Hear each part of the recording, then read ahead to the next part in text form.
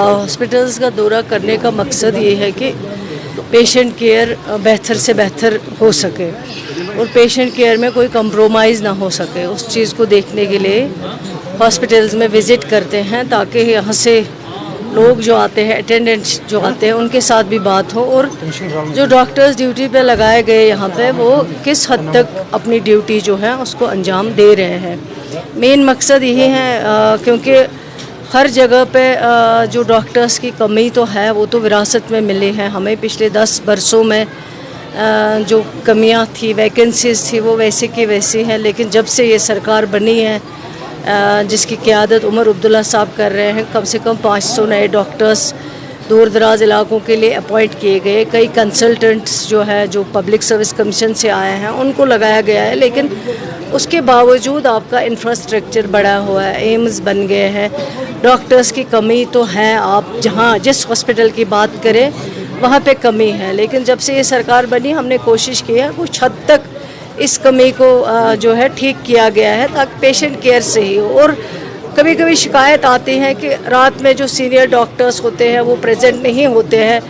Internship वाले जो doctor हमारे होते हैं उनको रखा जाता है और अगर कहीं कोई इमरजेंसी आ जाती है, इंटर्नशिप का जो स्टूडेंट होता है उसकी अभी स्टार्टिंग होती है, वो सीनियर नहीं होते हैं, उनकी अभी ट्रेनिंग ही चल रही होती है, तभी सीनियर डॉक्टर्स का रात में रहना बहुत ज़रूरी है ताकि पेशेंट केयर में कोई लापरवाही ना हो सके। अगर इमरजेंसी में कोई एडमिट होने आए या उसका इलाज इमीडिएटली चाहिए, सीनियर डॉक्टर प्रेजेंट हो और वो टाइम पे उसकी मदद कर सके। मेन मकसद यही है। मैम, क्या हम देखें आने वाले दिनों में मेजर ट्रांसफ़र हो जाएंगे, डॉक्टर रिशफल हो जाएगा डॉक्टर्स का पूरे वादी में? नहीं, देखिए ट्रांसफ़र तो एक रूटीन मैटर है, वो कोई नई चीज़ नहीं है।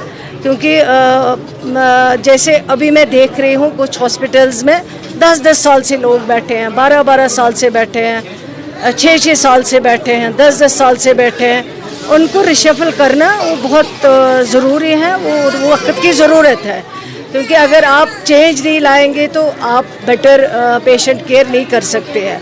वो एक रूटीन मैटर है और उसको इम्प्लीमेंट किया जाएगा, उसको लागू किया जाएगा ताकि पेशेंट केयर में ज़्यादा से ज़्यादा शफाफियत आ सके, ट्रांसपेरेंसी आ सके, लोगों को ज़्यादा से ज़्यादा सही इलाज मिल सके। मैम, आखिर पे ये सवाल जो हम मुबैना तौर पे मेडिकल नेग्लिजेंस हॉस्पिटल में देख रहे हैं, तो क्या आश्वासन आप कश्मीर के लोगों को देते हैं? क्योंकि बहुत सारा भरोसा है आप लोगों को। देखिए, मैं यही कहूँगी कि बचाने वाला अल्लाह ताला होता है, लेकिन लोगों की उम्मीद उसके बाद डॉक्टर के ऊपर होती है।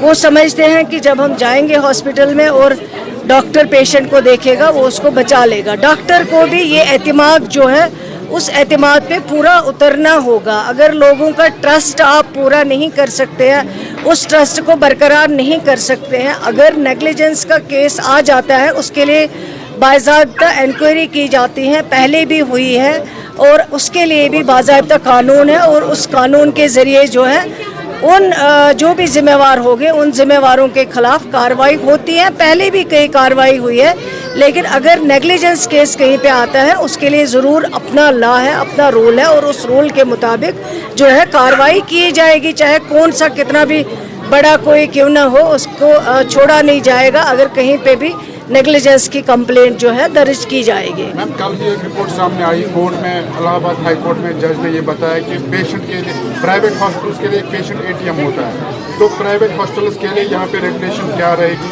उनके खिलाफ क्या कार्रवाई होगी जो ओवर चार्ज करते हैं? नहीं, देखिए प्राइवेट हॉस्पिटल वैसे भी कम है, हमारे गवर्नमेंट हॉस्पिटल उससे कई गुना ज़्यादा अच्छे हैं। आपके पास इक्विपमेंट्स बेहतर होते हैं, प्राइवेट में नहीं इतने ज़्यादा होते। आपके पास डॉक्टर्स अच्छे टैलेंटेड होते हैं और जो अच्छे इंटेलिजेंट होते हैं, काम करने वाले होते हैं। लेकिन अब अगर कभी यही डॉक्टर्स लोगों को मजबूर करेंगे प्राइवेट जाने के लिए, तब लोग भी